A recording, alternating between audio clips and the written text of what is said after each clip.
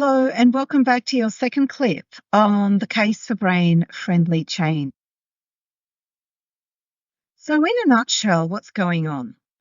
Anyone who's worked in change for a while will know it's a lot more challenging than what it used to be, and the degree of difficulty has really escalated, especially since the pandemic. And a core reason for this is that the brains of many people in the workforce have also changed, and not necessarily for the better. This means that the brains of our change recipients have changed, and what we used to do as change practitioners won't cut it now. So we need to factor in new ways of doing change that is brain-friendly change. So recent research has shown us that we are doing change more than ever in our organisations. Gartner research has identified that one of the top 5 challenges for HR leaders is change management. 77% of the HR leaders surveyed reported that their employees are experiencing fatigue in an environment of overwhelm. This is no surprise. We know change is both stacked and continuous. The impact of continuous change and relentless change was also highlighted in PwC's survey on their global workforce, and this was about their hopes and fears. And this has acknowledged that even positive change can be stressful. And this is where over 60% of their employees said that they've experienced more change at work in the last year than in the 12 months prior. Over 30% reported that they've experienced at least 4 significant changes to their work, and this includes things like changes to team structures and role responsibilities. And this means leaders need to apply more effort on making the case for change to their employees, because it's becoming increasingly recognised that change fatigue and overwhelm is real. And this survey went to 56,500 of their workers across 50 or so countries and regions. So this is also happening at a time when there's significant global changes happening, geopolitically, climate-wise, and even how we organise ourselves at work with remote and hybrid working. So living through the pandemic has drained our brains, leaving us exhausted and overwhelmed.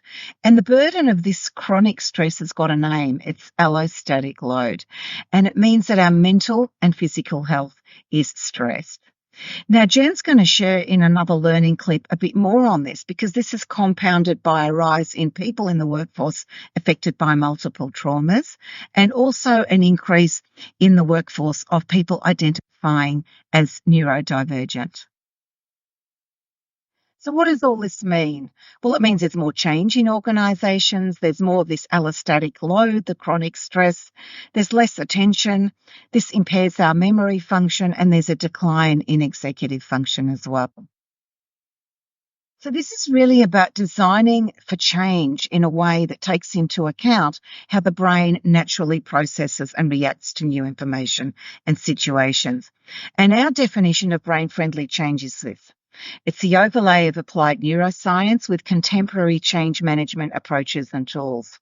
It's a type of change management that prioritises the brain's organising principles in design, delivery, and leadership.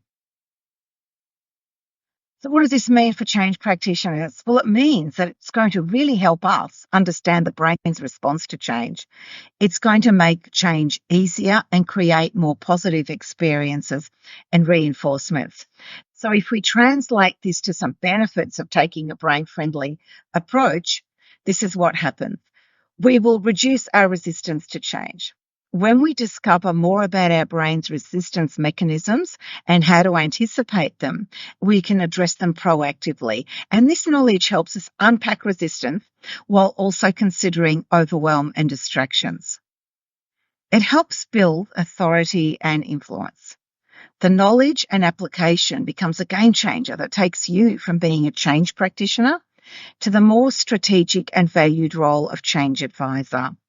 So when you understand the core principles of how our brains process change, you can design a change experience that resonates at a much deeper level. Your activity in change is going to feel more natural, not so forced or jarring. And this is because you're going to gain a nuanced understanding of the brain's core needs, such as minimizing threat and maximizing reward. So while your change initiatives may feel and look effortless, they are not that simple.